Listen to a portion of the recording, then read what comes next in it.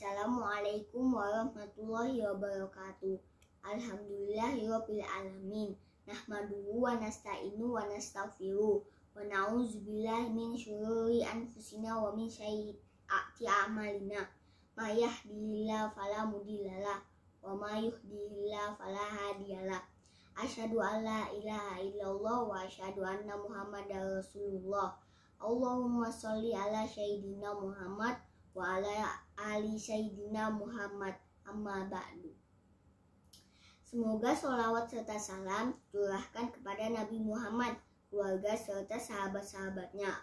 Jamaah yang dirahmati Allah, setelah peristiwa turunnya wahyu yang pertama, Nabi Muhammad SAW tidak langsung menerima wahyu-wahyu berikutnya. Kemudian turun wahyu yang kedua dari malaikat Jibril alaihi salam. Surat Al-Muddatsir ayat 1-7 yang berisi A'udzu billahi minasyaitonir rajim. Bismillahirrahmanirrahim. Ya ayyuhal muddatsir kum fa'anzir wa rabbaka fakabbir wa siyabaka fatahhir wa rujza fahjur wa la tamnun tastaksir wa li rabbika fasbir. Maksud dari surat ini adalah Nabi Muhammad SAW diperintahkan untuk berdakwah, yaitu mengajak seluruh umat manusia agar beribadah kepada Allah Ta'ala. Jamaah yang dirahmati Allah Subhanahu wa Ta'ala, awal mula Rasulullah SAW berdakwah secara sembunyi-sembunyi. Beliau hanya mengajak keluarga dan kawan dekatnya saja. Sayyidah Khadijah radhiyallahu anhu,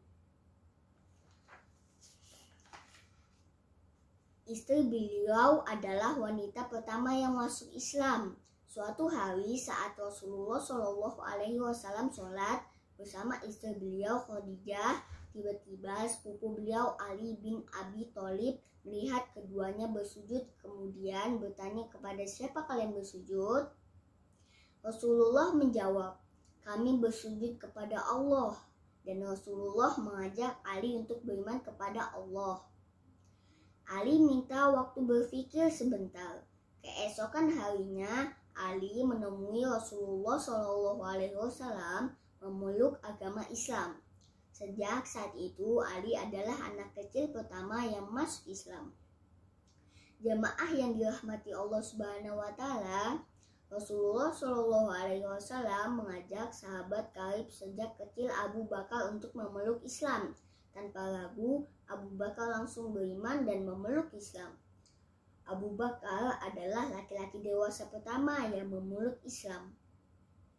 Kemudian Abu Bakar mengajak teman-temannya seperti Utsman bin Affan, Zubair bin Awan, Talha bin Ubaidillah,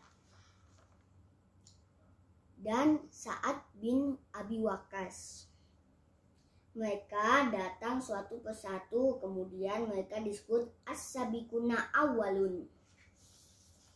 Pengikut Rasulullah SAW sadar kaum Quraisy menentang Islam. Oleh karena itu, mereka mendakwahkan Islam secara diam-diam karena khawatir keselamatan Rasulullah.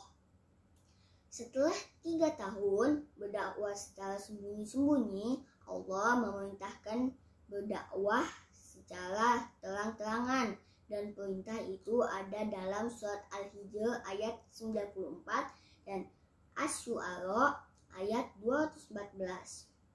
Rasulullah mendekati kabilah Bani Hashim. Beliau mengundang mereka untuk makan bersama. Di tengah jamuan itu, Rasulullah SAW menyampaikan dakwah beliau, tetapi mereka menolak, termasuk paman beliau, Abu Lahab. Sedangkan pamannya Abu Thalib melindungi Rasulullah dan menyuruh Rasulullah melanjutkan dakwahnya. Setelah mendakwahi keluarganya, Rasulullah mendakwahi masyarakat Quraisy.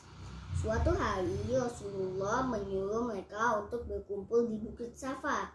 Lalu Rasulullah Shallallahu Alaihi Wasallam berdakwah.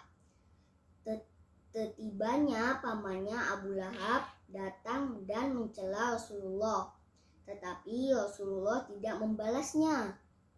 Dan karena sikapnya itu, Allah menghinakan dirinya dengan menurunkan surat Al-Lahab ayat 1-5. Para pemuka Quraisy menyadari bahwa Muhammad adalah ancaman buat mereka karena ajaran yang diajarkan bertentangan dengan mereka. Sejak saat itu mereka mulai memusuhi Rasulullah, menghalang-halangi dakwah beliau, tetapi beliau menghadapinya dengan sabar. Alhamdulillah, demikian dakwah Nabi Muhammad. Doa kafaratul majelis. Subhanakallahumma wa bihamdika asyhadu an la ilaha illa anta astaghfiruka wa atubu ilaik. Wassalamualaikum warahmatullahi wabarakatuh.